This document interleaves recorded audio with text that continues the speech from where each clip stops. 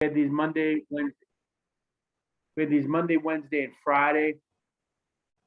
Basically, they went very well on Monday. Monday night was the referees and umpires. Last night was the line judges and head linesmen. Tonight is the judges back deep. And I want to thank you all for taking the time out for joining tonight. My name is Nick Murray. I'm the District 7 male officials rep. And I figured rather than doing this in person in a hot stadium, we can all do it, in the comfort of our homes, and nobody has to travel anywhere. So I think that's why the attendance has been so incredible for these first four meetings. What we're going to do is we're going to go through an agenda. All right, and the first thing we're going to do is we're going to walk through. Officially, sports has to talk first. Okay, so officially, sports is going to get the first 2 minutes, and it's a recording that they have on the presentation. Go ahead, Billy. Billy. Well, I hope he didn't get knocked out. Bill? All right, Nicky, we're getting hit with a pretty good storm over here too, so I don't know what happened. Okay. We're still sharing his screen though, so he must be on. Yeah, I still see him connected. Yeah, I hit the wrong button. You think after how many days you would there. Sorry, Yeah. guys. All right, There so you this is from Officially Sports. They asked if they could show their video. This is the same video on the PIAL website. We've done this before, we've done this before in the past via Zoom. I kind of like the idea of Zoom. What we're here for is mechanics. We have one session. We will have one session on rules that'll be done by Dave Berry, but most of these are mechanics. Okay, mechanics are designed to get you in a good position at the right time to make a good call. All right, so that's why that's why it's important we're getting into the mechanics session. We have two very capable people doing the mechanics later on in the session, but right now I'd like to introduce Dave Blair. Dave Blair is our PIAL rules interpreter. Okay, Dave is newly elected. I asked Dave to come on so you guys know who who some of the people are from the WPIAL. So Dave, go ahead, Dave. It's all up to you. Thanks, Nick. Welcome, gentlemen, ladies. Some of you have known me from the past working with me. Unfortunately, you've had that experience, but Nick and I talked here a couple of weeks ago and wanted to introduce myself so everybody kind of knows who I am, and also kind of touch on some points that I want to stress and emphasize going into the season all across the state of Pennsylvania. I always like to say we're in this together. It doesn't matter what chapter you come from, what district you come from, what part of the state you come from. This is a brotherhood that we all are in this together. So, it's important that we all have the rules knowledge and the study groups, as you all seem to participate in at one time, either during the season or off the season. But what I want to stress with rules knowledge and study is the consistency for enforcement across the state. We don't, as officials, have the luxury of picking and choosing which rules that we want to enforce. And when we do those things, it only hurts the players and the teams, especially as they progress through their playoff run and get outside the district. And it also puts it on the next crew coming in. So I ask that you take care of business and do the things that we need to do and enforce the rules as they're written, and don't pass it on to that next crew coming in. Hey, Dave, I want to interrupt you for a minute. If any of us, if I lose power or Bill lose power, we'll get on again in 5 minutes. Okay, after we lose power. Okay. All right. Sorry, Dave. That's okay, Nick. That's a good point. That's a good point. But a couple of things that we need to look at is, for example, as rules is, the pants, are they covering the knees? Do they have pads in them? They're supposed to be pants, not shorts. the eye black? Is it all the way across the eyes down the cheek? Clean that up. T-shirts, white T-shirts out underneath the dark jerseys, right? Clean that up a little bit for yourself and the next crew coming in, and it'll prevent those teams from going all season long and then coming into playoffs. They get outside the district and another district decides to enforce those. It makes it difficult for those players, takes them out of their mindset. The other thing is, as far as rules go, sideline control. We need to get a hold of some of the coaches and players. It's a very emotional game. We understand that, but we need to take care of business, talk to them, communicate with them, as much as you can. And then when it comes time that they've overstepped those bounds, we need to take some control of that game. So sportsmanship, make sure we emphasize that throughout the season to the teams, the coaches, and the officials. And let's not pass it on to the next crew and make them have to take care of it. Second item is mechanics. Mechanics and uniforms are one thing that we all individually as an official can take care of. We can practice in the mirror. We can buy a new hat. We can buy new pants or a shirt if it looks discolored, and help your crewmates out. Sometimes they don't realize what their uniform looks like under the lights on a Friday night. So mechanics, it produces consistent mechanics and interpretation throughout the state as far as what the fans see.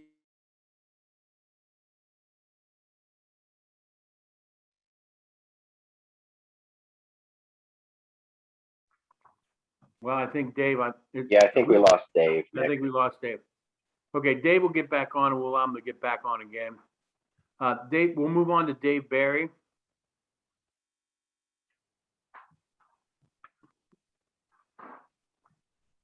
Dave Barry is our. Good evening.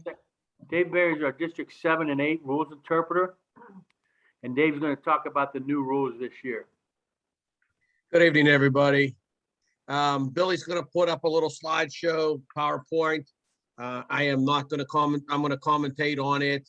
After we get through about 4 or 5 slides, there will be a play that we will talk about for the only new rule change this year, which is blocking below the waist. That block has to occur immediately after the snap. I don't know of any side judge or field judge that'll be involved in making that call. Sort of not in your pond. But we need to know all the rules. So it's the one that's been put in this year. We'll deal with it.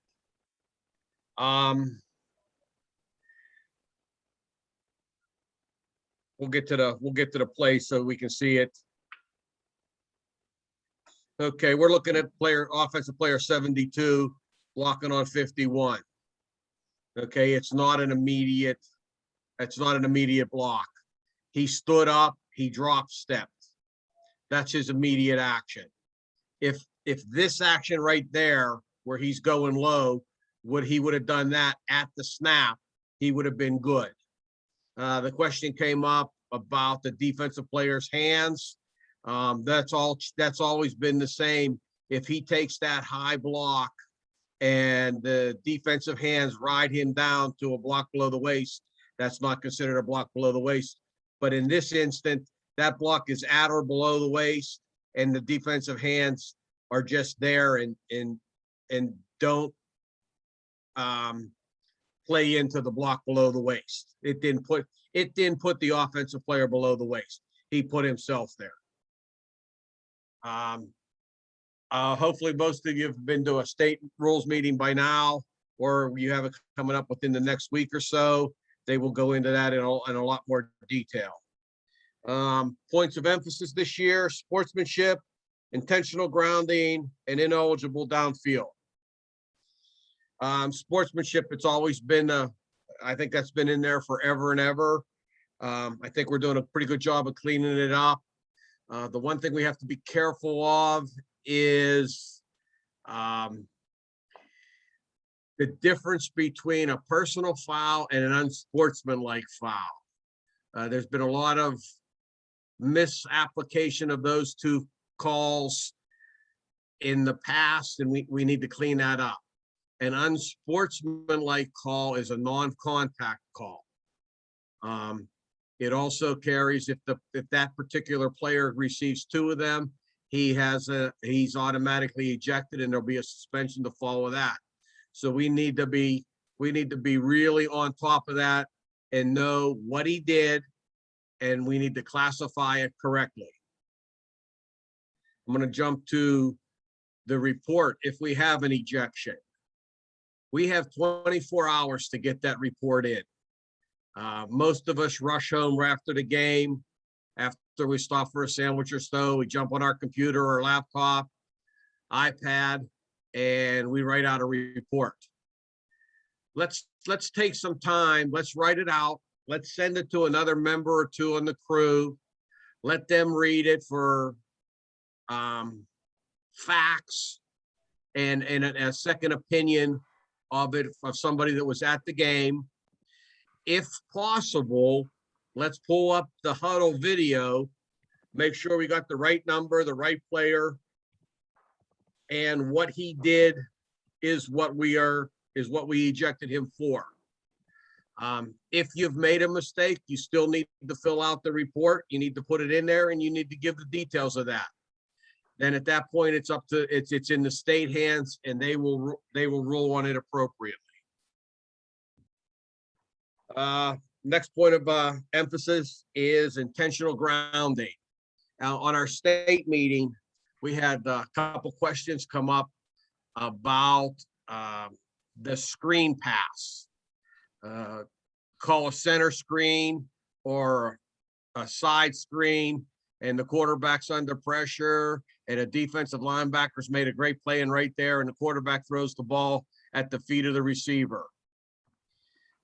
I guess there's someone in the state that we're calling that intentional grounding. Well, intentional grounding is intentionally throwing the ball to prevent a loss of yardage or to conserve time. We can't get into that quarterback's head. We don't know if he was rushed and threw it in his feet. We have a pretty good idea he might have, but we don't want to get there and call that particular play intentional grounding. Now, if he throws that ball into the 3rd or 4th row of the bleachers, you're pretty sure that he intentionally threw that one into the stands. On that, I know the upwings, when there's a pass thrown out there, they can either point to a receiver or they come hard to the referee. Hey, I don't have anybody over here, and it's the referee's call. The deep wings, you're dropping back. You're taking a pretty good look on that sideline. You're in that zone over there. You could help with that too. If you have some information that you can contribute to that discussion, please do so.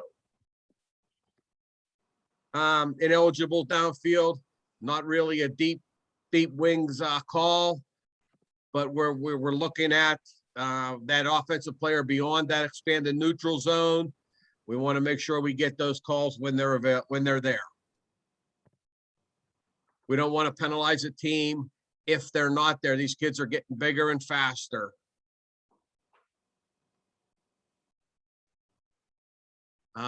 Any questions? That's all I have. Good luck this year, guys.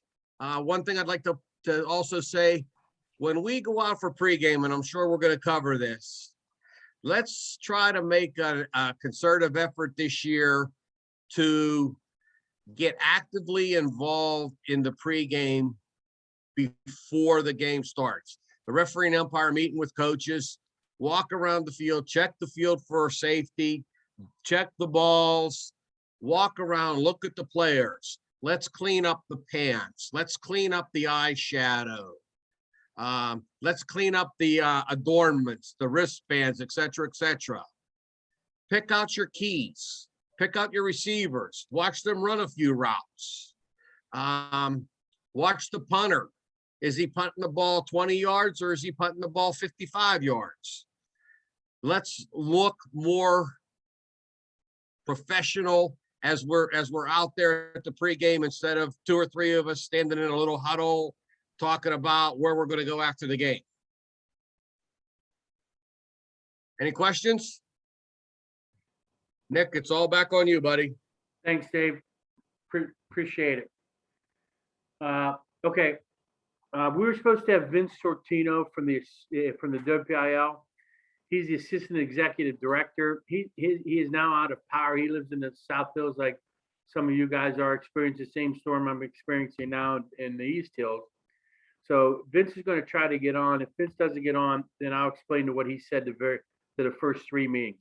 What I'd like to do now is get to the bread and butter of our conversation. Mark Grandinetti and Matt Gorgalis will now talk about mechanics for the deep guys. Okay. Again, like I said, mechanics are designed to get us in the correct position at the correct time to make the correct call. All right. So far we've had very good mechanic sessions. I expect none, the same with Matt and Mark. I just want you guys to remember that there's some things that we see that I see every week on the field, pylon coverage, end line coverage.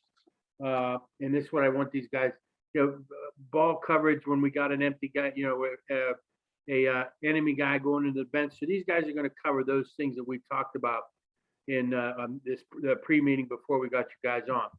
So Matt and Mark, go ahead. It's all yours, guys. Hey, Matt and Mark, before you jump in, I just want to say just a couple things. If you guys have film that you like to share, learning experiences, please share them with myself. I'm on Huddle. You get a ton of Huddle emails from me every year. So please share those with me. I have Matt and Mark's email address. So if you have any questions about the mechanics we'll cover tonight, please don't hesitate to reach out to myself or them. And before I'm going to stop sharing, and I want to just bring up one thing before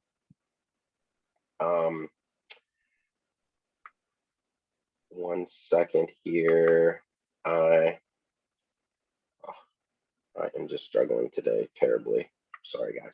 But Brian Sikowski has a YouTube channel that has some great information on it. So it talks about the passing game, talks about fouls at the snap, talks about illegal blocks, different mechanics and unusual plays. He's got, from this year, 2021, he's got about over 2 hours of information on videos. Please go, just search him on YouTube. You'll find him. Subscribe to him. Hit the notification button over here, and you'll get alerts when he posts new things. So he uses a lot of the film from his conferences and really looks at teaching moments. So, this is a great opportunity for us to, just throw it on our phones, our computers. Brian does a real good job of, he works in the ACC. So Brian, is really great at the mechanics, and he does a nice job at putting these films together. Okay, so I'm going to stop, and then I'm going to turn it over to Matt and Mark. So thank you, gentlemen, and I'll talk to you soon. Thank you, Shoddy. Thank you, Nick. Yeah, thank you guys. Thanks, Bill. I actually didn't even know Brian had that channel, so I'll subscribe to that as soon as we're done here. Okay, everyone. I'm Matt. Here with Mark. We're going to go over, as Nick was saying. Can everyone see my screen? Yes. Okay, it's locking up on me. I'm nervous about the storms too, Mark. I sent you an email with this presentation in case I get kicked off as well. There we go. Okay, so we're going to go over the points of emphasis this year for the deep officials. Dave Blair kind of stole our thunder a little bit at the beginning, talking about enforcing equipment rules.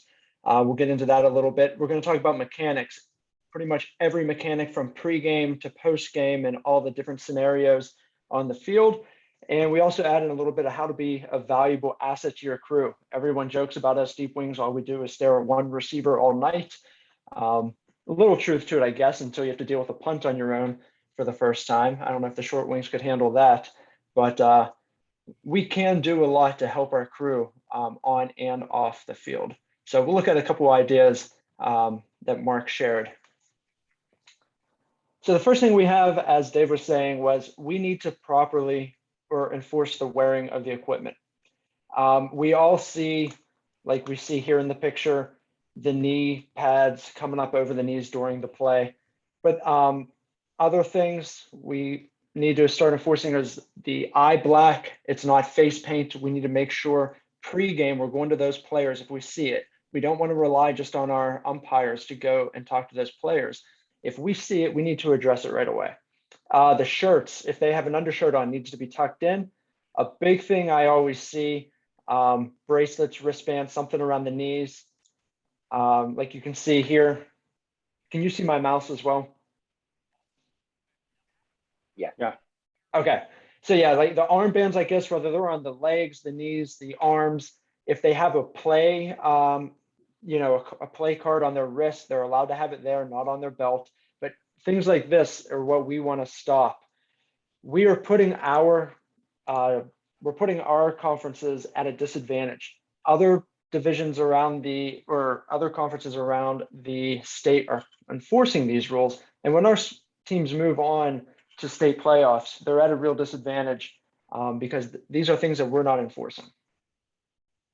And all of these things can be taken care of during your pregame. So just get out on the field early. Look at both teams or look at your sideline and get this stuff out of the way before the game even starts. Yeah, and the other thing is, the 10 advisors is the other thing that we should have on here. Everyone knows they come out and they say they're just warming up on it. There's always players who try to sneak into the game with it too. So we want to be on top of that as well. Okay, so some ideas of how we can enforce the proper wearing of equipment. Like we said, pregame, we want to talk with those coaches and players. We want to know or want them to know that we're watching early. If you see a player on the field, whether they're entering the field or they just participate in a play, send them off. And if, this is a repeat offense, we're going to have to go talk to the coaches. Once we've warned that player, we want to tell the coach that he's been warned, why he's been sent off, and let's make it a coach's problem. It shouldn't be our problem. The coach should be responsible for that player. We're just enforcing the rules. So we want to ask those coaches to help us. We want to make sure that, we're able to focus on the game and we're not trying to enforce equipment rules.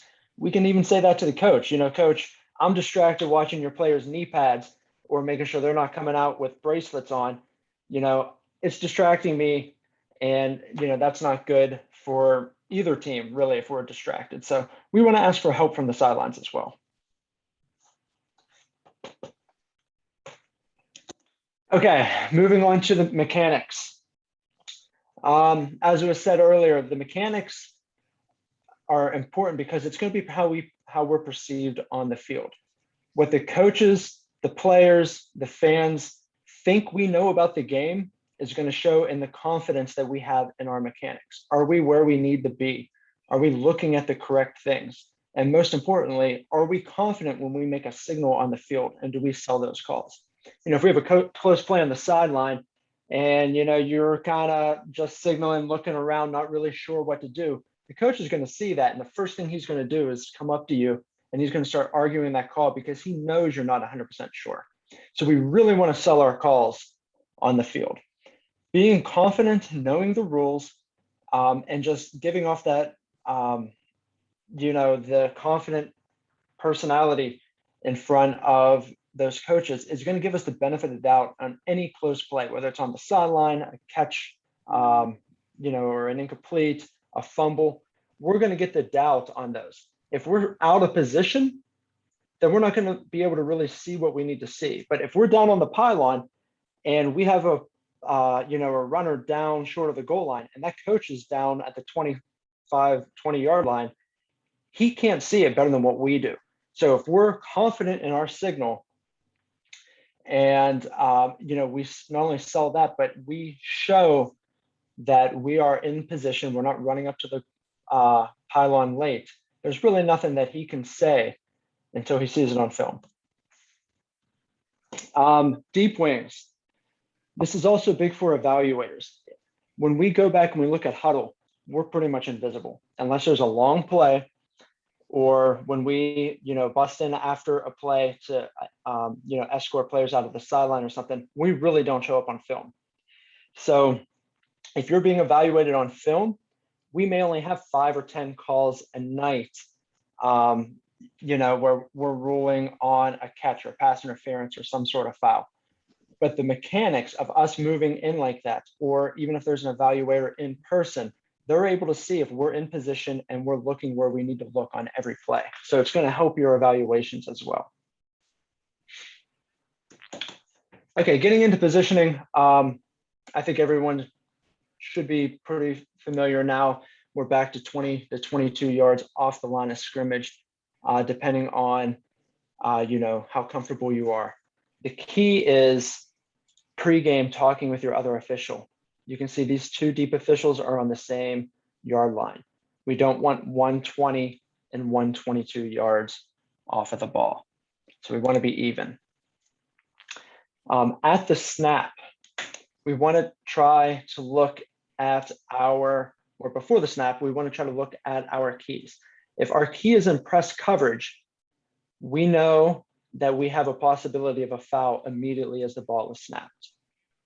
If this defender is off the line, we have time as a deep official to look in and try to read the play until those players meet.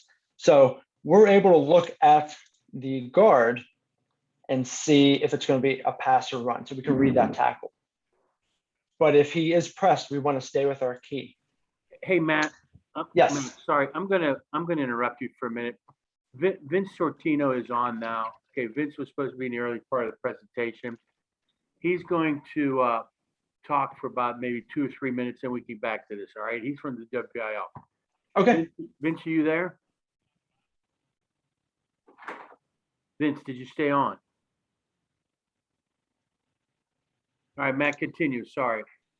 No problem. Okay, so Matt, I wanted to talk about, as far as positioning goes, being on the white.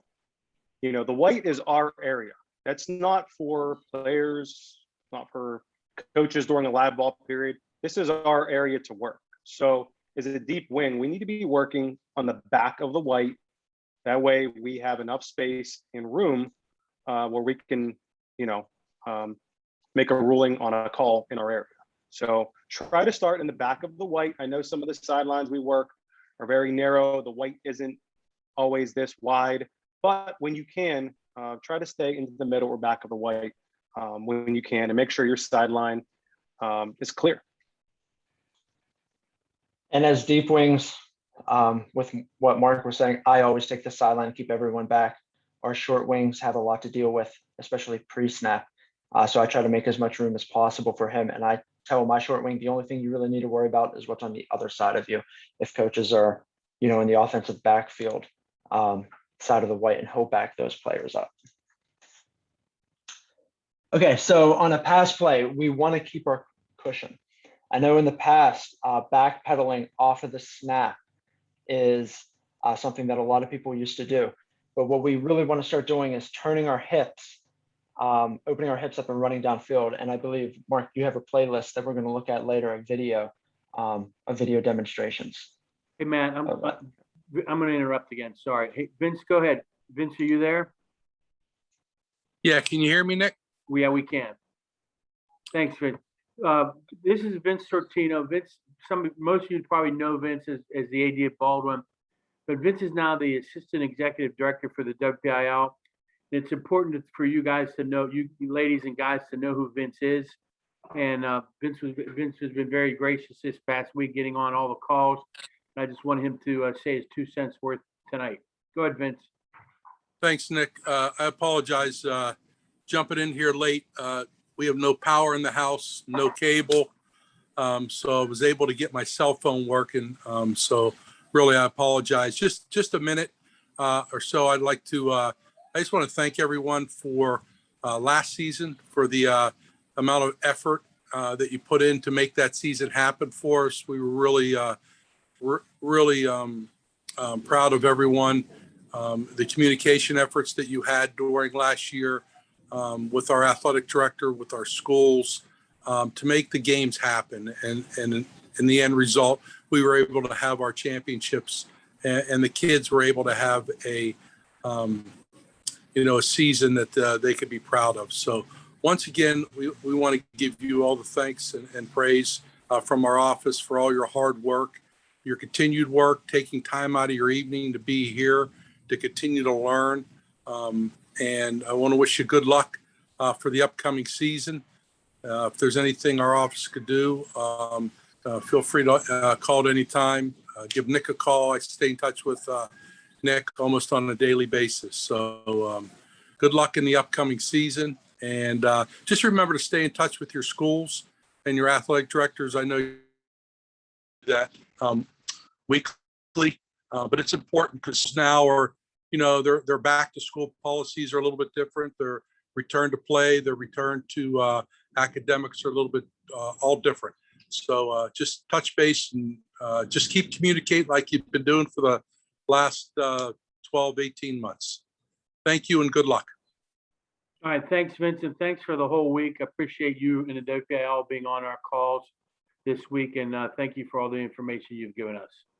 Thanks for the invite. All right, take care, Vince. I'll let you go. Bye-bye. All right, Matt, sorry about that. Go ahead, man. Okay, no problem.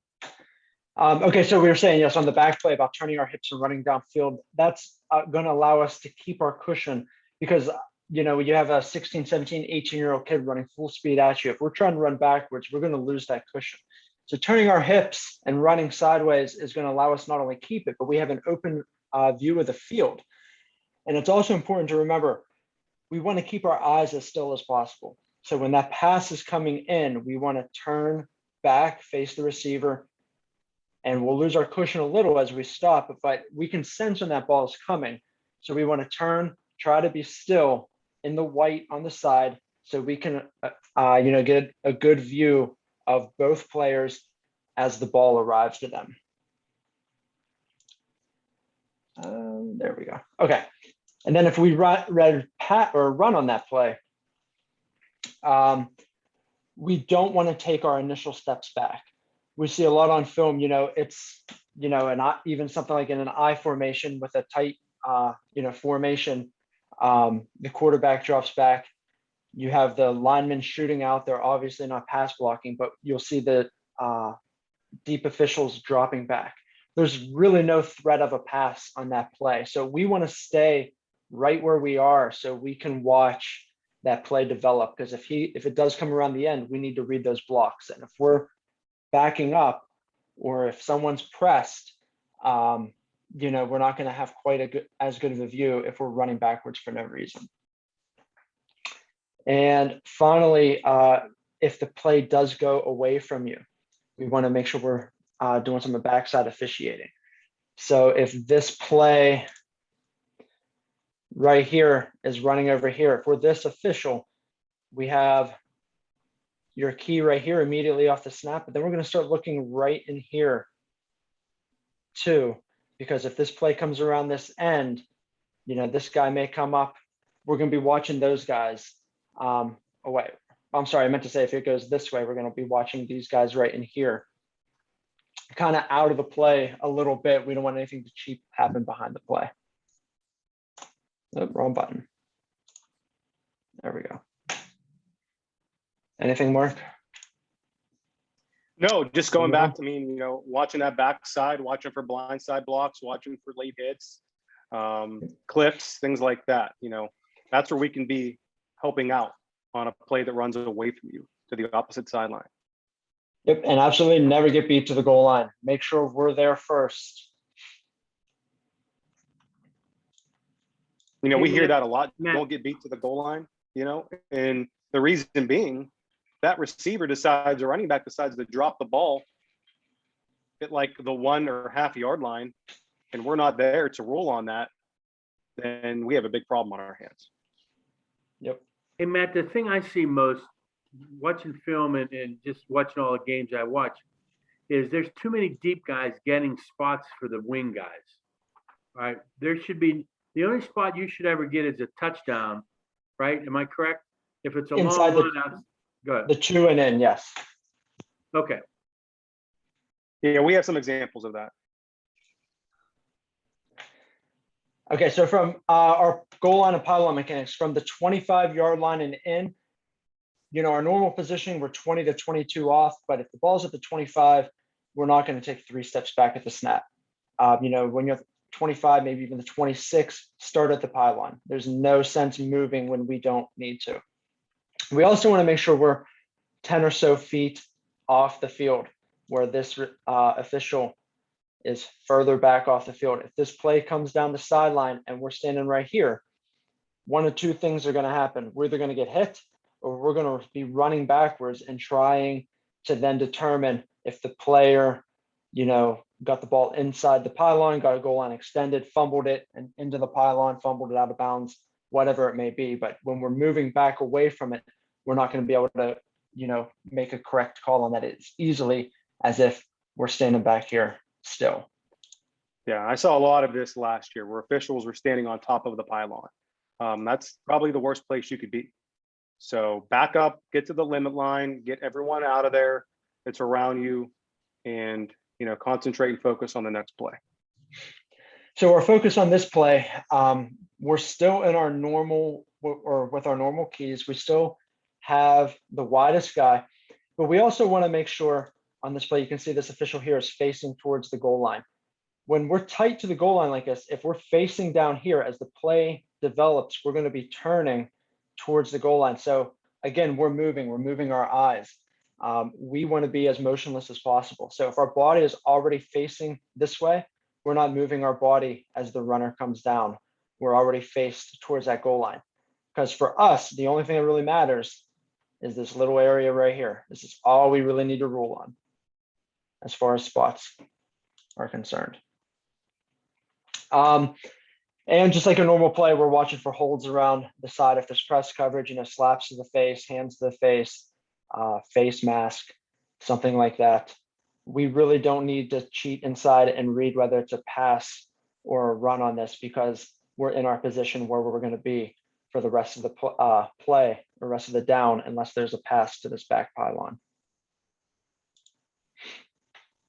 Okay, on a pass play, we want to stay at this pylon right here, like we were just saying, until the back pylon or the back of the end zone, the end line, is threatened.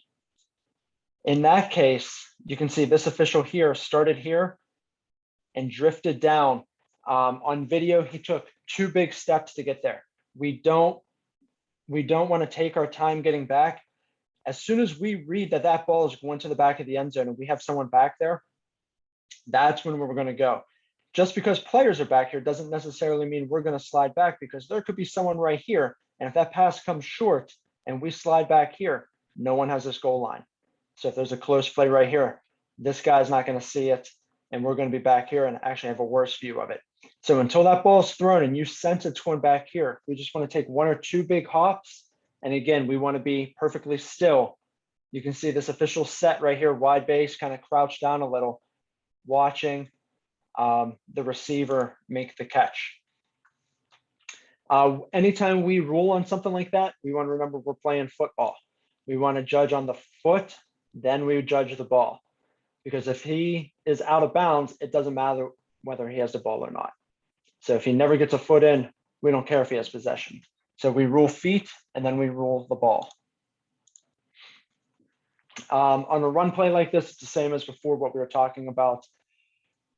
What we need to be focused on, though, is the runner making contact with the ground before reaching the goal line. That's our call. Looking right down the pylon, whether the knee hits before the ball extends across or whether he gets the ball across. We also need to know the location of the ball if it goes outside, out of bounds, and whether he's awarded the goal line extended by making contact with the playing field in bounds.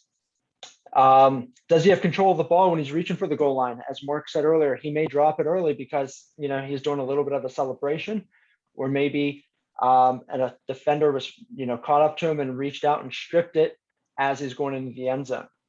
So we have to be ready to rule on the ball going through the end zone. Remember, in that situation, we're going to have a touchback. Feet in bounds. This is the only aspect of the play where your short wing will provide help here. So I think I have the picture next. Yeah. So we want to confirm with our short wing. This is the only picture I could find of it from a long Le'Veon Bell run. But what happened on this play was he tiptoed down the sideline, and you can see our short or our deep wing here is looking back at the short wing, pointing back at him, asking, did he step out? Because if you go up with a touchdown and you have the other guy coming down blowing the whistle saying, no, he stepped out at the 4, that's going to look pretty bad for us. You know, going back to that last slide, Matt, this is something I do during my pregame. If I have the chance, I'll go down here and stand off the pylon and I'll put myself in position and I will envision pylon plays happening in my mind and what I will do in what situation. You know, I'll just play in my head. What if a guy dives on, you know, to the pylon or loses the ball, you know, at the 1, you know? So that's something I do during my pregame just to try to get my mind ready in case that situation were to happen during a game. I do the same thing. I lay in bed at night and I talk to myself over it and I teach it to myself. Teaching, the one thing I've always told students was, you can sit there and read it out of the rule book all you want. You can read it off the slides that we have, but if you can't say it out loud to yourself or explain it to someone else, you don't really know the rule. And then if you're put in that situation on the field, you're going to panic. So make sure you know the pylon rules, you know, goal line extended, what happens if they fumble and hits the pylon, all of that. Study your rule book, but more than read, speak it. So yeah, as a deep wing, we're going to want to confirm with our short wing, but also as this player, and I believe we have video of this later, as this player crosses the goal line, whether it's a pass or a run, we want to make sure we turn our body. We don't want to keep officiating this this goal line. If he runs back over here, we turn our body, and then once we confirm with our short wing, we go up with our signal. Turn with the players. We're going to watch for UNSs, whether he's going to spike the ball. He may taunt someone. You may have, you know, a player on the other team who's upset and gives him that little late shot in the corner of the end zone after he's already established a touchdown. And we may have a personal foul on the other team or on the defense. But we want to keep officiating. Anytime we have a signal like this, we want to take our time with that touchdown signal, whether he's tightrope in the sidelines, if he goes to the ground out of bounds, don't go up as soon as he has the ball in his hands and that foot's in bounds, because if that player hits the ground and the ball comes out, we have an incomplete pass. Make sure he hits the ground, turn, look at him for a second, see he has the ball, wait 2-3 seconds, then go up. We want to remember that's our time to be dramatic. That's when the crowd, everyone in that crowd is going to be looking at you. Sell the call. Don't go up too quick. Make sure it's right. Make them wait for your call, then go up with it. We want to be 100% sure we have a touchdown before we, you know, give the signal.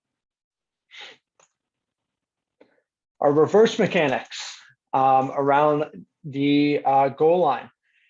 We want to make sure, again, we'll get into pregame a little bit with our short wing officials, but we want to make sure that we're talking with our short wings about who has a spot on all the plays. As Nick was saying, on deep plays, our short wing is going to take that spot. It comes up later. But if you do get that spot, we just want to stand 2 or 3 yards back. Let's say the play ends at the 49-yard line. You know, we'll stand back at the 47. We're dead ball officiate, watch players around it. As your short wing comes up and we're stopping the clock, we'll just say, hey, he's down at the 49. Just give him the spot. Don't come up and take it yourself. The same is true in reverse mechanics. Your short wing becomes the deep guy, and now we have that spot. If we're on the pylon, we may have to run 98 yards before we give up the spot to our short wing. We want to make sure we're trailing the runner 7 to 10 yards. We don't get to do this often like the short wings do, where they're trailing the runner through the white. We want to stay back where we're safe, where we're not going to get caught up if he decides to come back or if he gets hit and pushed out of bounds. And the spot on this isn't going to be, you know, make or break the play. If you're off by a yard on this because you're trailing up the sideline, no one's going to care because the defense got the ball. So if you miss by a yard, no one's going to be upset. But we do want to make sure that on our reverse mechanics, we come up, stop the clock as soon as the player goes out before you get to the spot. And then we're going to point, you know, possession in the direction of the defense. The other big thing we need to worry about is momentum. If we have an interception or a fumble recovered inside the 5-yard line, and that defender's momentum, if he gains possession with his momentum going towards the goal line, we want to toss a bag down where he made or where he received possession of the ball. We drop our bag there because when he's tackled in the end zone, we don't have a touchback, we don't have a safety. We're bringing that ball back out to the 3, 4, 5-yard line, wherever it was that he gained possession. Another thing, Matt, going back to, reverse mechanics, and if you're not, 100% sure on a spot, maybe you could look across the field at your deep wing who may have a soft spot for you. It could be helping out on that play as well. So if you're not the primary on a reverse mechanic or a long fumble return, come up and have an idea of where that spot is so you could help out and you could give your deep wing on the other side who may have been caught up in some traffic, a better idea of where that spot is. That's a good point. A lot of times the opposite side official will have a better idea on the spot because there's a lot less traffic and they have that clear view across the field. Okay, so once we're at the 5-yard line and then we're going back to the pylon on the hash. And here is where we're going to have different mechanics as far as our keys. So our focus on this is going to be the number 2 receiver before we go to zone. In a tight situation like this, it's not going to be long before we get to more zone coverage of our receivers. But we do want to make sure that when we're put into this situation here, we look over to our official and we're given the signal of our arms crossed up saying, hey, we're crossing coverage. Make sure he knows he has the number 1 guy now. Also, we're going to work with them on plays to the corner of the end zone. So if there's a pass thrown over here and we're turned this way, he's going to be turned up this way. Before you go up at the touchdown, we want to make eye contact with him. Make sure there's no incomplete. Remember, anyone can say no, but if no one's saying no, you both are probably going to be nodding yes, and you're going to go up together with a touchdown. But we, again, want to be slow, and we want to confirm with our other official before we rule a touchdown.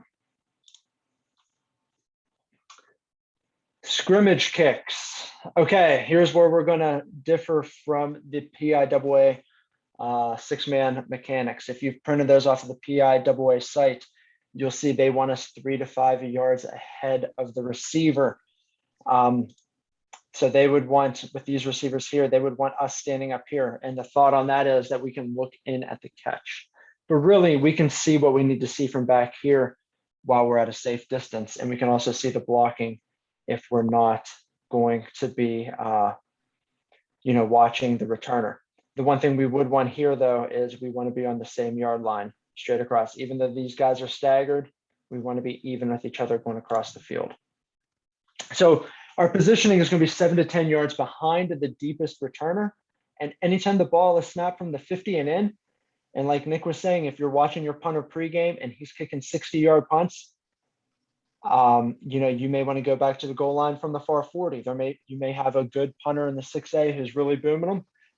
You may also have a punter who punts at 30 yards, and you guys decide when this returner decides to go up to the 20 instead of the 10, that you can officiate from the 10-yard line. It's going to vary by game, but rule of thumb is 50-yard line and in, we're going straight to the pylon. With the change of possession, we have a change of philosophy on what we're going to be watching on this play as well. So at the snap, we're going to be watching the offense like normal, and we have our typical key of the widest guy. So we have this guy for the field judge, and our side judge up here has this widest guy. And we're going to stick with him until the ball is kicked. Now, the difficult thing we have in this situation is we may be 50 yards away from that guy. We can have a hold immediately off the snap. You can have hands to the face right off the snap, face mask. Maybe, I don't know what else he could do, but he can do something that he's not allowed to do. Anything. And the thing is, we're so far away. So pregame, we're going to want to discuss with our short wings that, hey, when we're in punt formation, I know you have the tackle and you're watching the guys inside. But if this guy right here is being pressed off the line like he is, give him a quick look and see if you see anything right off the snap. Because our short wings can really help us. So you're not trying to throw a flag 60 yards downfield. Once Oh, the Matt, ball, back to this kick here. If Yeah. you have a kick from your hash, most likely this kick is coming to this side of the field. They very rarely do they punt across the field. So if you have the ball's on this hash and this kick, 9 times out of 10, it's coming right here. Yep. And the one time it's not, it was a mistake. It was a bad punt. That's right. They're not going to give them this wide side of the field to return it. So we know if we're this field judge down here, you're probably going to be having the returners right here, or the returner that's making the catch. You will have to give up the gunner eventually when you have Yes. the catch being imminent. Yeah. I talk to my short wing once I hear the thud of that kick, I usually shift from right here to the guys coming down, trying to determine where the ball is going to be. And let's say, even if it's in here, you may start picking players up coming from the other side of the field or from the middle, whoever's here. Oftentimes it is the gunner because they're the fastest guys on the field, but we're going to be picking up, the guy who's going to be coming up closest to the returner. So after the kick, we need to determine which one of the deep officials is going to have. I turned it off for now. We're going to make sure that we're going to determine who has the returner. So it used to be 2/3, I can't burn 1/3. discs in it. If I wanted a Someone's copy of unmuted. this, I can't do it. Who is that?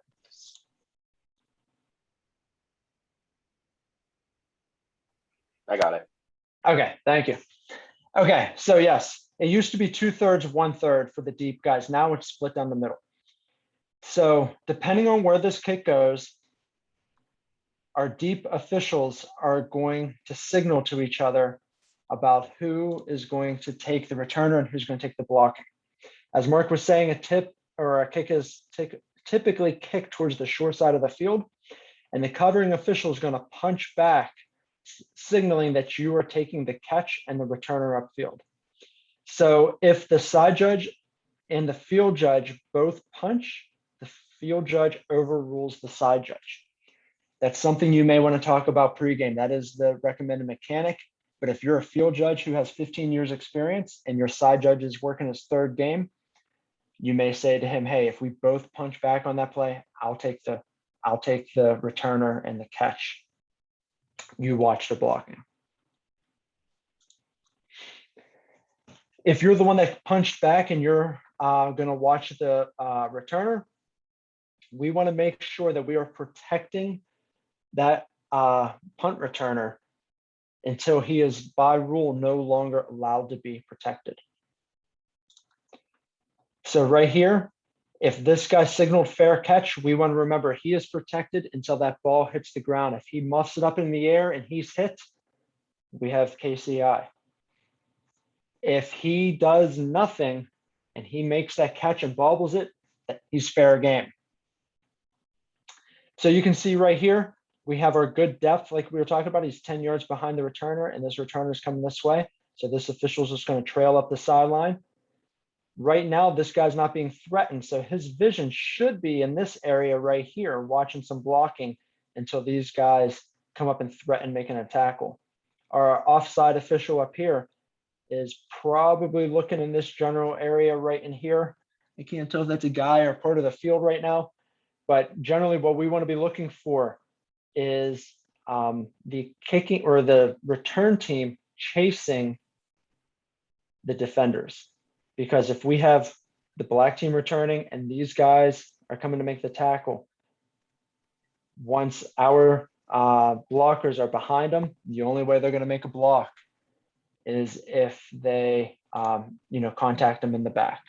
So if you see a return team member chasing, we call it, he's in chase mode, chasing one of the kick team members, our antennas should go up and we should be focused on him because that is most likely where we're going to see a foul on the kick return.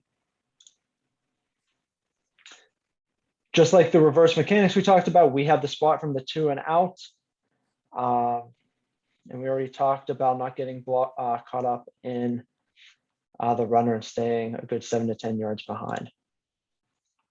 If you're covering the blocking, like we said, the chase mode, we're going to also want to mirror, as Mark was saying earlier, we may have a better look at that spot, but we want to mirror his spot.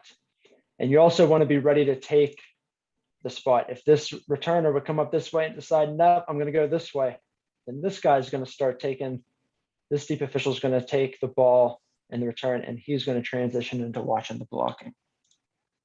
And if he's reversing field, our intent should go up for blindside blocks right off the bat. Another good point, yes. Seems like when that happens, you see it 7 out of 10 times. Okay, okay, a punt into the air. Remember, if the punt goes out of bounds, we want to immediately stop the clock. If it is 30 yards short of you, we're not going to let that clock run while you walk up the sideline. So punt out of bounds, we stop the clock, we have our hand up in the air, and we start marching up the sideline. Now, ideally, our referee is looking and sees where the ball goes out of bounds, and when we meet that line, he's going to lower his arm to signal for us to point first down from that spot. I've never worked with a referee who had any clue where the ball went out of bounds. So it's going to be up to us to determine it. And it's funny because 100 times out of 100, that ball always goes out of bounds in the air on a big line. I don't know how it happens, but it always does. Anytime that punt is in the air out of bounds, we're going to start on a 5 or a 0. So, 25, 30, 35, 40. It's never going to be on the 33-yard line. You don't have to get technical with that. No one knows where it went out. So let's just put on a big line, start the series from there. That's something else that we can make it easier for our other officials. Like we said earlier, make it easy for the rest of our crew. They have a saw on the line for a first down. They're going to be happy.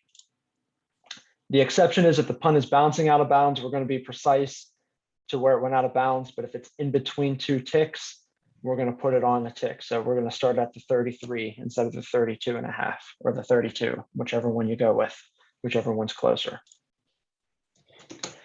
Anytime a punt threatens the goal line, we are, and this is a horrible picture, but I couldn't find a better one.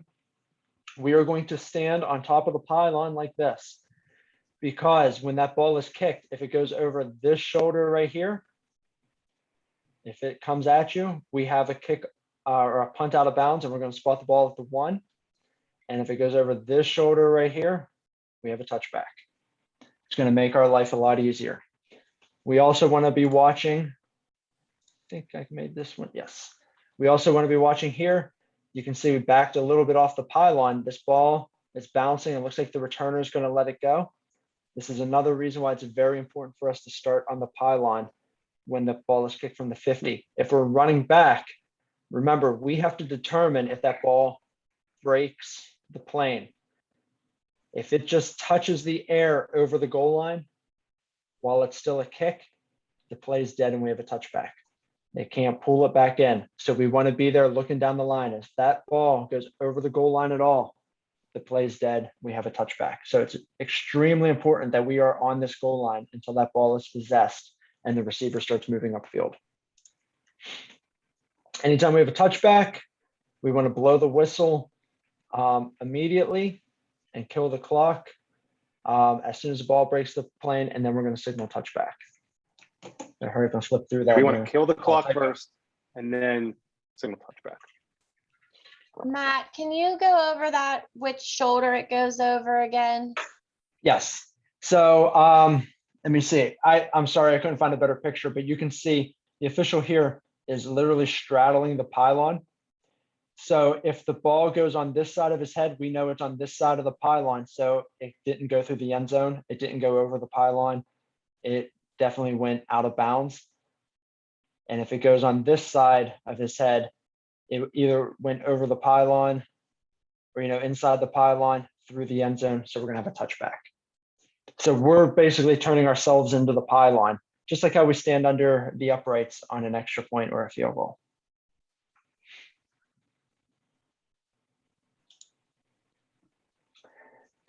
And speaking of field goals, one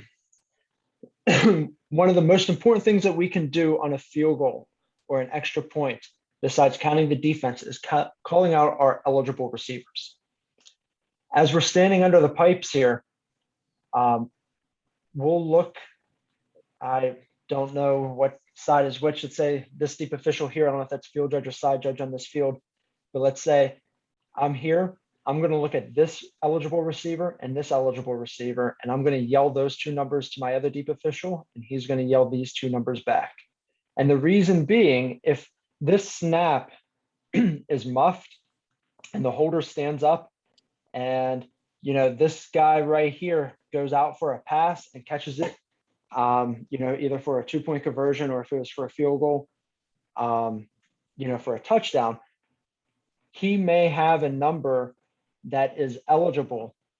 And we're going to say, hey, wait, 23 wasn't one of our numbers we called out. We know we have an ineligible receiver downfield, and it's not only no score, but, you know, it's a penalty on the offense.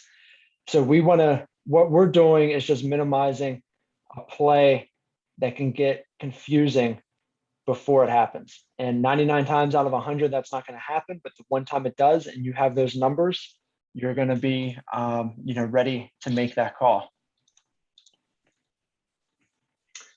Also, if it's a field goal attempt and not a try, as a side judge, I always remind my field judge that this is a field goal and it's not immediately dead when the ball's kicked. We don't see too many field goals in, you know, on a Friday night, and the field judge can get into a routine of, hey, the ball's kicked, whistle, ball's kicked, whistle, signal. Well, if we're kicking it from the 30-yard line, it takes a while for the ball to get to the goal line when you need a whistle. And if that is blocked or, you know, it's bouncing around short of the goal line, the ball's still in play. So unlike a try where it's dead immediately, the play can still develop. The defense can still go pick the ball up if they choose. So we want to make sure that we are not immediately blowing the whistle on a field goal attempt. And that's something good pre-snap that you're going to remind your field judge. After the snap, we want to be ready for that broken play. If we have a broken play, we're going to slide from under the pipes out to our normal positions. And we also want to try to remember our keys, though by that point, it's probably going to be a cluster of players running who knows where, and we're going to officiate it in a zone fashion. And also, if it is a try, as soon as that try fails, or as soon as the ball breaks the plane of the goal line, the play is dead. So if it's blocked, if there's an interception, if there's a fumble recovered by the defense, we don't let them run it downfield. The play's over. We don't want any cheap shots by the offensive team as they're chasing the player down the field, and even an unnecessary tackle that could lead to an injury. Once it kicks off, the field judge is going to blow his whistle as the ball crosses the goal line, and we're going to make eye contact with each other after we rule whether it was good or not, and we're going to nod yes, no, verbalize it, however you do it pregame. But for our signals, we're both going to come out in synchronization. I always go 1, 2, 3 steps up. It's good. But if it's missed, only the official on that side is going to signal, or if it's short, the field judge gets the extra signal. He gets to go out and say it's short every single time. Side judge just stands back under the pipes. For kickoffs, let's see. Okay, so for kickoffs, as a side judge, we are going to be on K's restraining line. The field judge is going to be down here on R's restraining line. You'll notice this official right here is straddling the 40-yard line. Typically, what we want to do is move a yard ahead. So this back foot right here would be on this line, and maybe he'd be up to the 41. So he's able to look down this line and see these players on the other side of the ball. On our normal kickoff, we're not really going to worry too much. Well, we're going to worry about offsides, but we're not going to be as strict about offsides. So on a typical free kick, no K player should touch the ground across the ball before it is kicked, or else we have offsides, which is a dead ball foul. So if this player is up here ahead of the kicker and he's leaning over the line, and his foot's in the air, but he's not touching the ground, we're going to let that go on your average kickoff. No one's really gaining an advantage on that. Now, if his foot's down, and this view right here will let you see everyone's foot down the line with the ball. If his foot is on the ground before that ball is gone, that's when we're going to have our flag and kill the play and enforce the 5-yard offsides. We need to remember on our free kick play, we need to watch the ball off the tee. It can't be pooched up in the air. And if they drive it immediately into the ground and it pops up just like they pooched it, we're going to blow it dead right away. Those are both dead ball fouls that will, enforce, and then we'll kick. Also, K, under no circumstances, can touch the kick until the ball hits the ground. So if they kick it high 30 yards downfield, or it's windy and it gets blown back and they run underneath it and catch it, we still have KCI because R or the ground has to touch the ball first.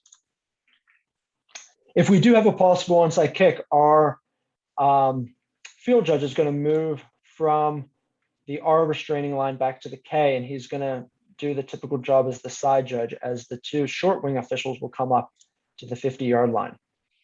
In that situation, we're going to be looking for K to be breaking the plane of the goal line. If we have a helmet past the ball, we're going to blow it dead, because when they're kicking it short for an onside kick, then they are gaining an advantage. They're getting that extra step towards recovering the ball compared to what happened when they kick it deep, where it really doesn't matter.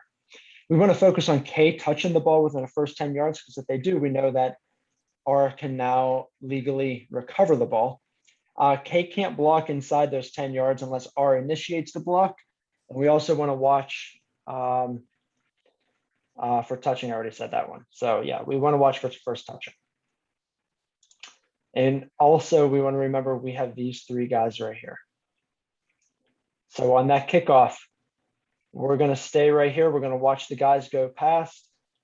And I don't know about you, Mark, but I verbalize those numbers as those guys go by. I'll say 17, 32, and 46 as they go by. So I know who I have.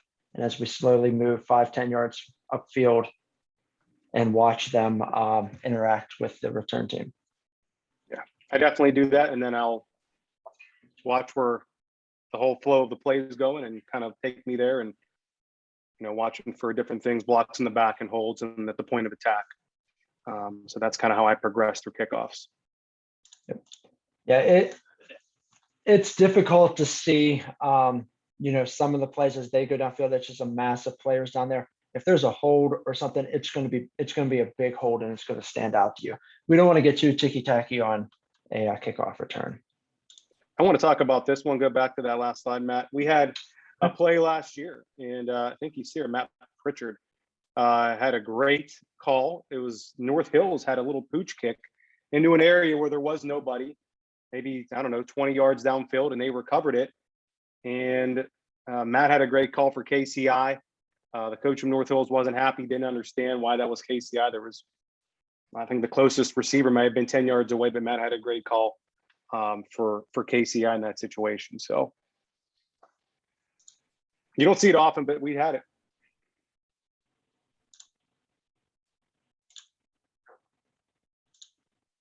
Okay, dead ball officiating.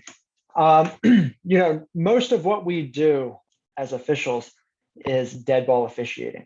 There's very, little time on the game clock that is actually live ball.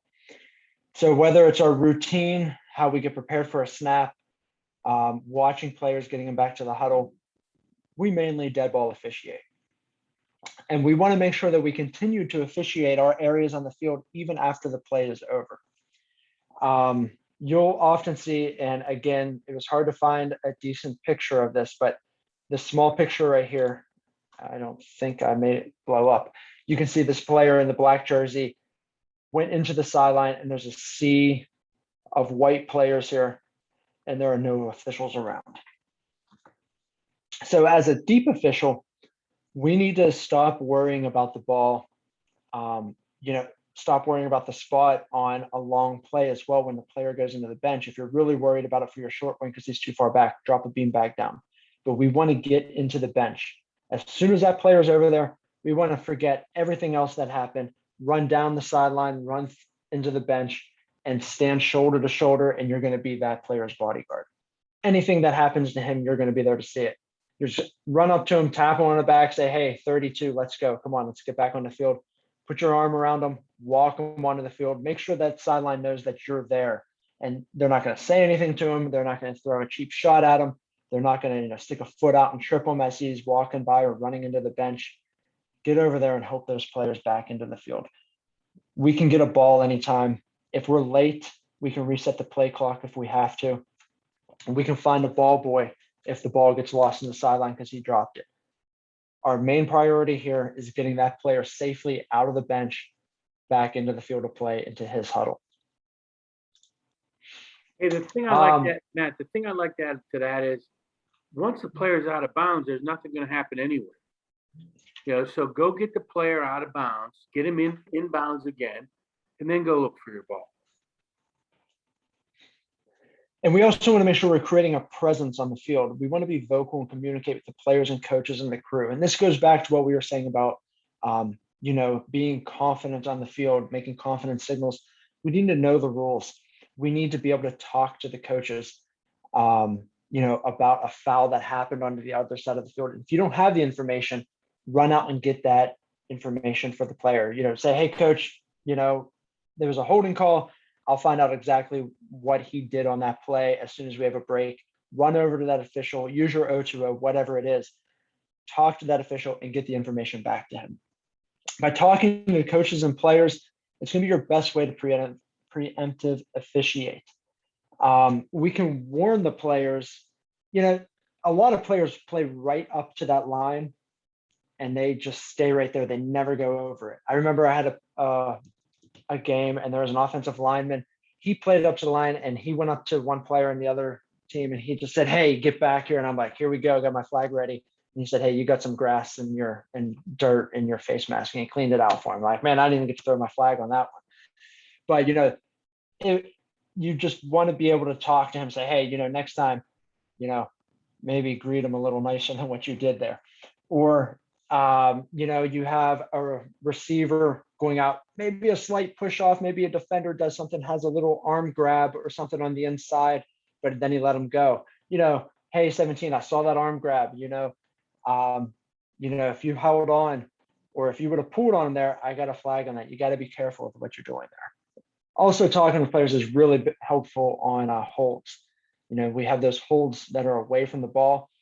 Say, hey, 23, that's a foul if that ball's coming around here. The only reason what you did there wasn't a foul was you're out of the play. You need to let the player go. So we want to warn them, talk to them.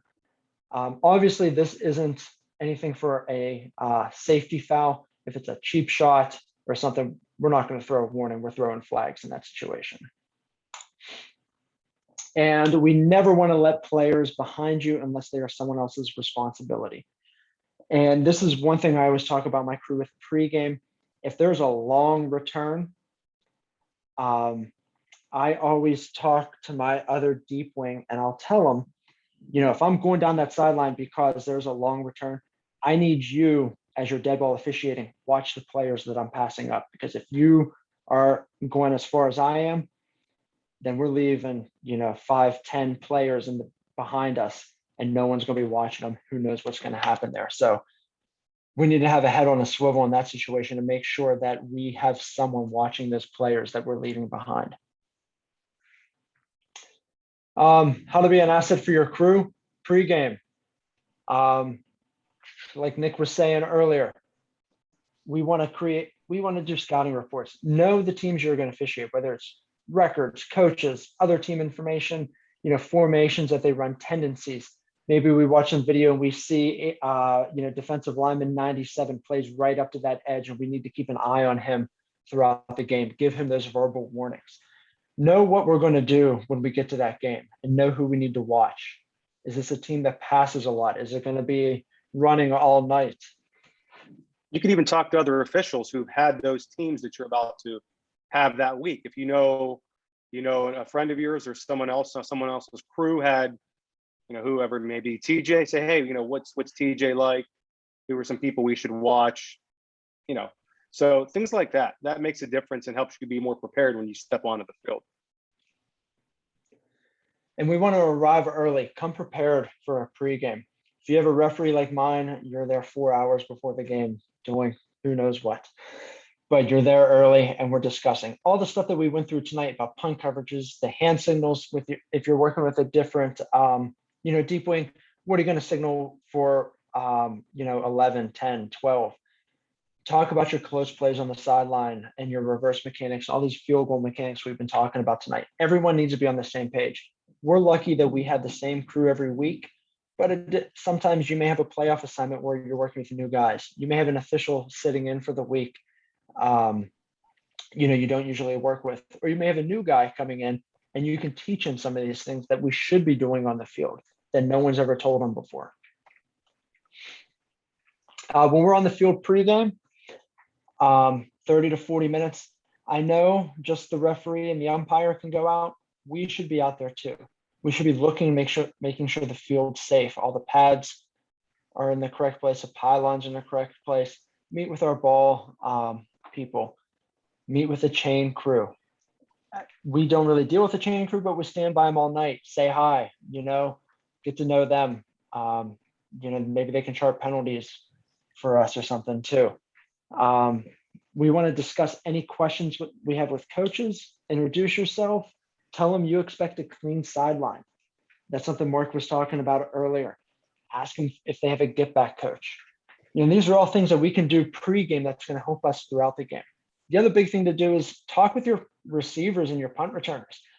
Tell your punt returners that they can't be waving like this. If they're saying get away from the ball, they can point at it, but they can't wave. Our fair catch signals are high up over our head. Watch your receivers. Are they throwing deep passes? Are they, tall receivers who, might be able to push off on a small receiver and jump up? You may have situations of OPI that you can look for. Just look for different tendencies. Don't waste that time joking around on the field or, sitting in the locker room eating snacks when we could be preparing for the game. And of course, as we started off with, look for that illegal equipment before it becomes an issue. Make sure they know that when they come back for kickoff, it better be off. Matt, I want to talk about something we heard Sunday at our clinic, and that was addressing the coach. Normally I would, address the coach as coach, just as a form of respect, but we heard something Sunday that kind of made me think about it. And this official addresses the coach by their first name. He said, if you address a coach as coach, he said, you're putting the coach here and then you are down here below him. He said, if you address that coach by their first name, you are not putting yourself even with that head coach. So maybe that might be just something small when you're trying to build a rapport or, dealing with a coach on a sideline. Maybe something that you might want to try this year. It's what you're familiar with, write the coach's name down on your game card. I always go with coach because if I try to use their name, I'm probably going to say the wrong name and I'm just going to make them more mad.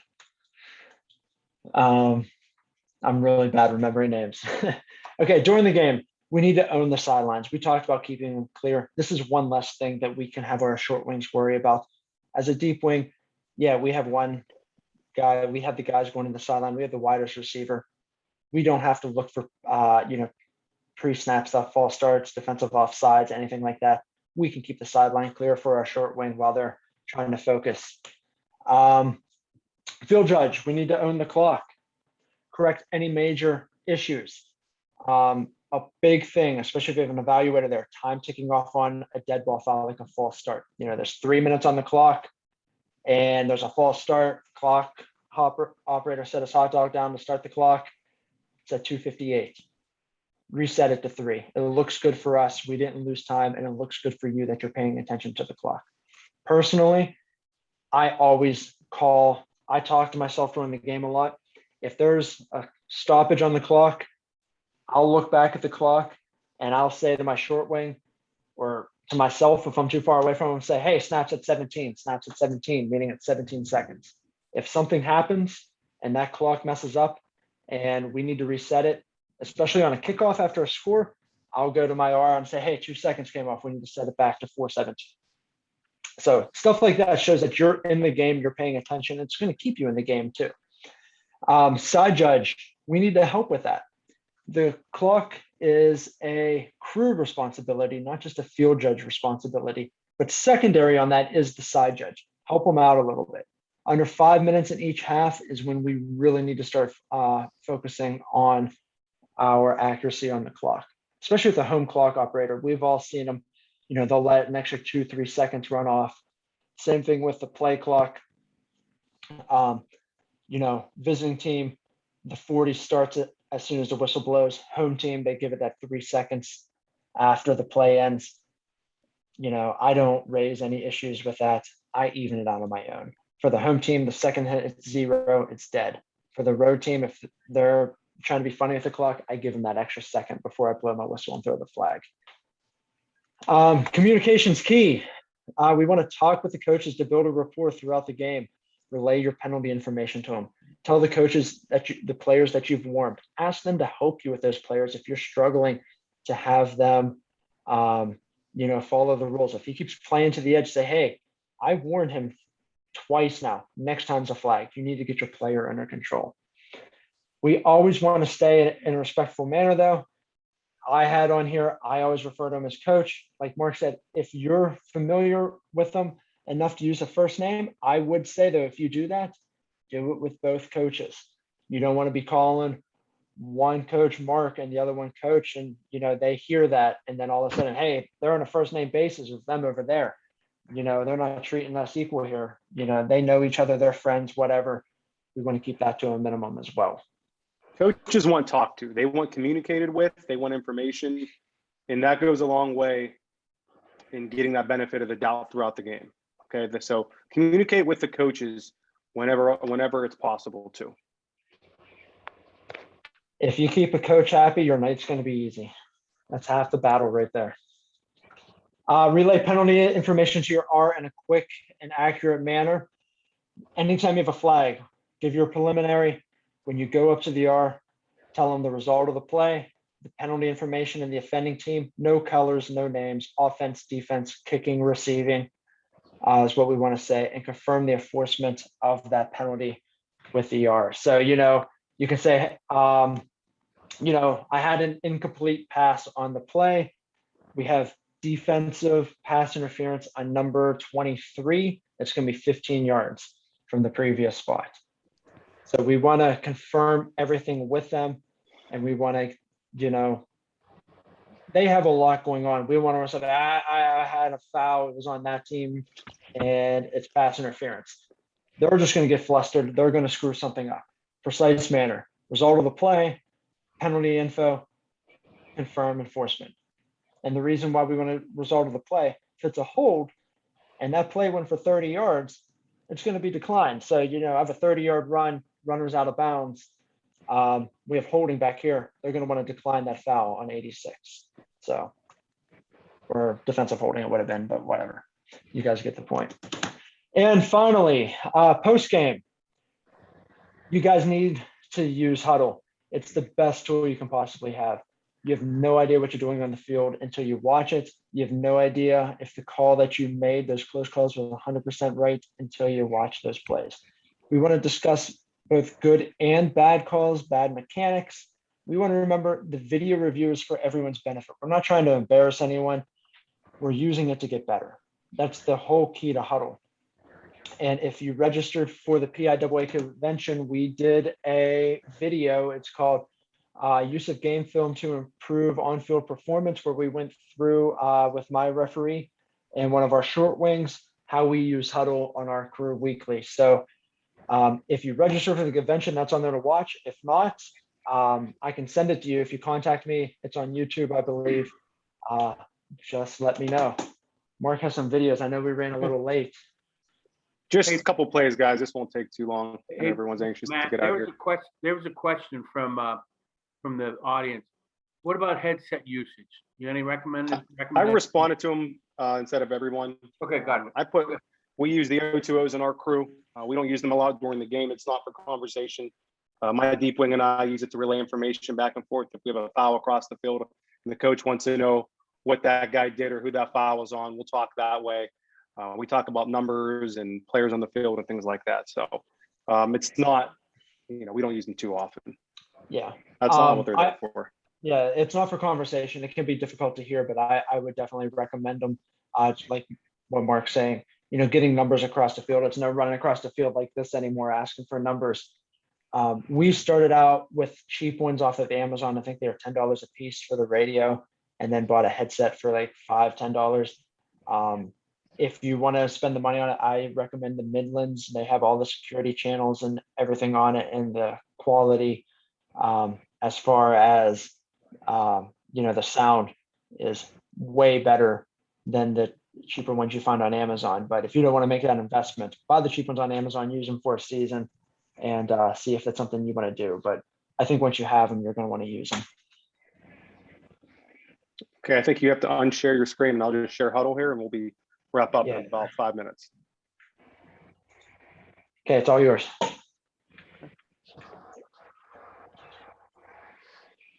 Guys, ladies and guys, while Mark's doing that, again, thank you for attending. Appreciate your time and effort, and you being here tonight amongst the storms we had. I don't know about you guys, but out of here in Plum Borough, we had a pretty strong storms going through.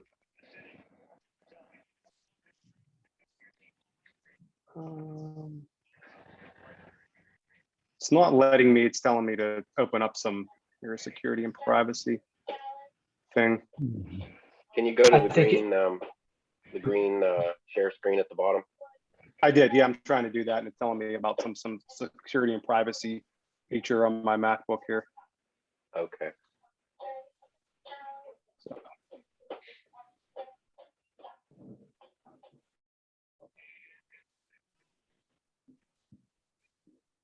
Did you send a place to Billy? I did. I don't think he was able to access the playlist I sent him. So, all right. That's okay, Mark. I can maybe get that playlist and could put it on through the I'll share it on the YouTube channel I'm going to post these on. Okay.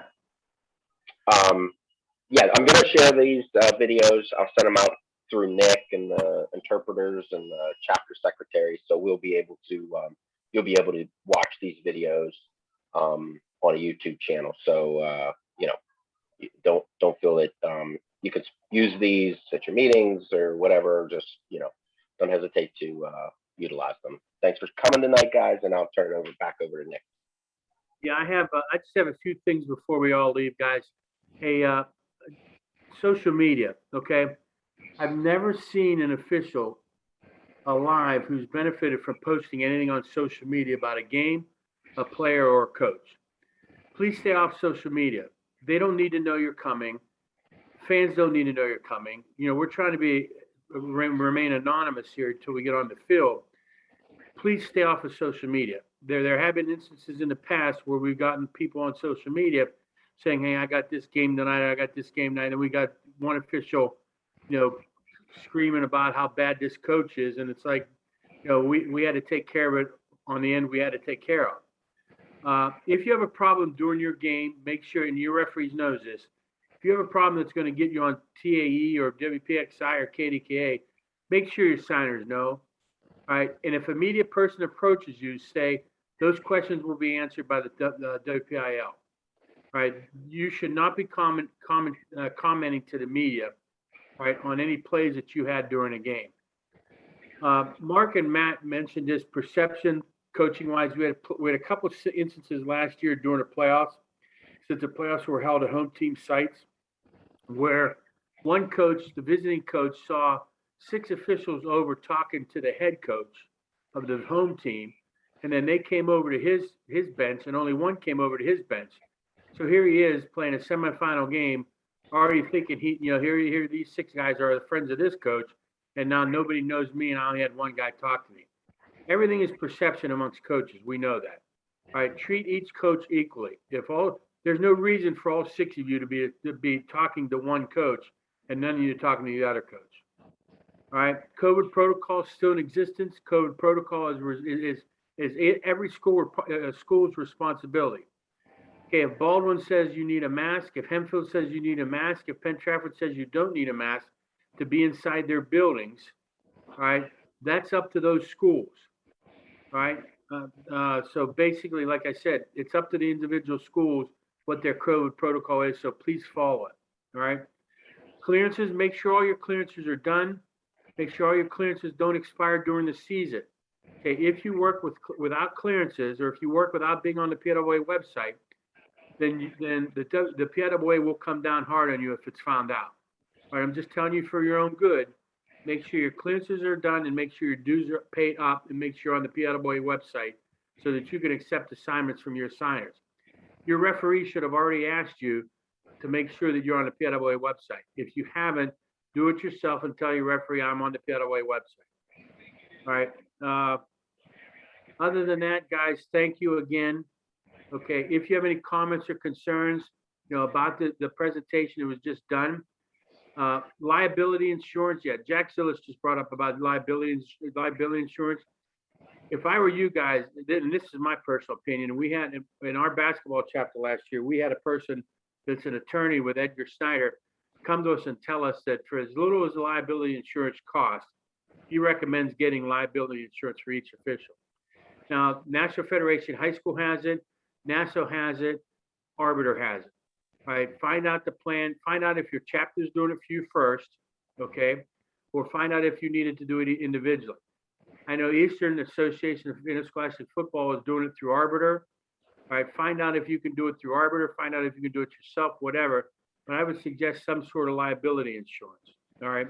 I know as being with the WPIAL pays our liability insurance. So I would suggest you guys get some sort of liability insurance, all right? Any other questions or concerns, guys and ladies? Thank you, Bobby, and thank you, Jessica, for attending tonight. I appreciate both your interests in officiating football. Any other questions? All right, hey, I'd like to thank Bill Schottenheimer for putting all this together. I'd like to thank Dave Blair for being on. I'd like to thank Dave Barry. I'd like to thank Vince Sortino. I'd like to thank all the presenters. In the referee session was Joe Kulik and Denny Laria. The umpire session was Matt Shipton. In the line judge head linesman, it was Dave Truffa. And tonight I want to thank Matt Gorgalis and Mark Grandinetti for a great job you guys did tonight. Hey, Mark, you're on now. All right, let's go. Mark, you want to go through your plays? Mark, I unmute, think Mark. he's muted. Mark, I got it. All right, here we go. All right. I had to restart. So you guys can see Huddle? Yes. Yeah. All right.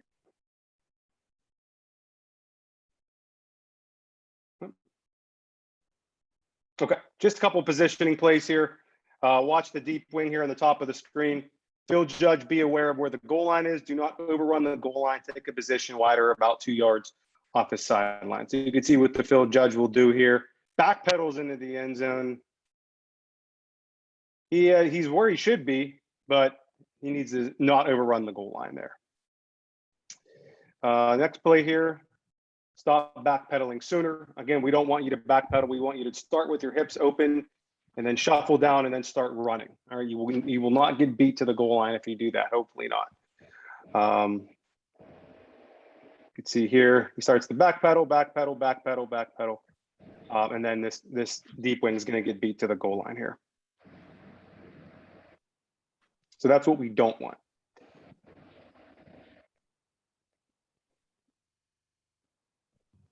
Yep, we have here, same thing. You'll see in the next play here, his deep wing here at the top of the screen. He kind of starts to backpedal, and then once he realizes that this runner is going to take off into the open field, he then opens his hips and starts to run. And that doesn't look all too bad, but in this case, when you're running with athletes like that, you're going to get beat.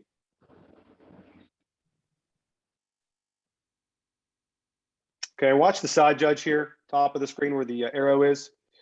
We'll see what happens here. Again, you have to have a feel for where that pylon is and where the goal line is. And that's hard and that's difficult. So we're not saying this is easy and you should just automatically know how to do this, but kind of have a feel for your starting position. And kind of what I do is I look back at the snap, and I kind of have in my mind, I know where the pylon is and where the goal line is. And we want you to flare out here at the goal line and inside the 5. You should be flaring out toward the limit line, not running up right to the pylon on a play like that. Here we have a scrimmage kick. Okay, we don't want you backpedaling at the snap. You should be back here and watch what happens. Is that a touchback? Is that out at the 1? Okay, we have here out at the 1. So this guy probably got a little bit lucky, but if you watch this again, the punts that hit the ground and bounce are very tricky. So if he was straddling the pylon, he would have a much better idea and a better chance to roll on a play like that. Okay, again, this is where we want you to start, back on the limit line. All right, 3 to 4 yards off the pylon. Please do not stand on top of the pylon. There's no need to be there. All right.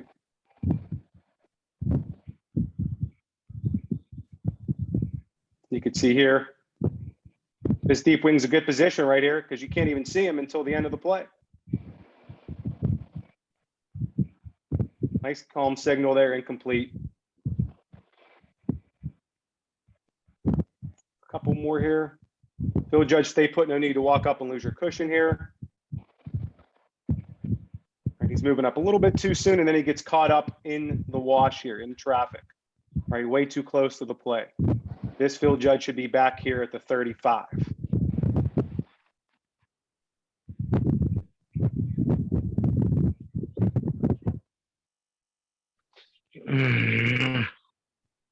Couple more plays here. Come on. Okay, again, we have another deep wing here that overruns the goal line. Tough play. And that's a good example there, Mark, of you talking about how you flare out. The closer you get to the goal line, the further away you should be out of bounds. Yeah. So we Get have the some angles people right at the back. limit line. Yeah, and they're entitled to be here, I guess. But flare out once you start getting around the 5-yard line. Flare out to that limit line and get some depth. All right, that will greatly enhance your vision on a play like this.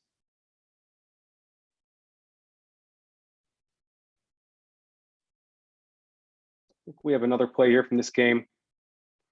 We have good depth here by the side judge. Look, this is exactly what we're looking for and exactly what we want all of our deep wings to do on plays like this, on long passes down the sideline. This side judge here is running. Look, he's looking back at the play. His hips are open. He's ready to roll on this. Perfect. Incomplete. Nice cushion.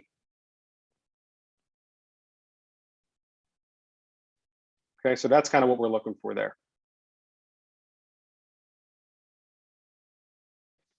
And then another play, talking about reverse mechanics on punt returns here.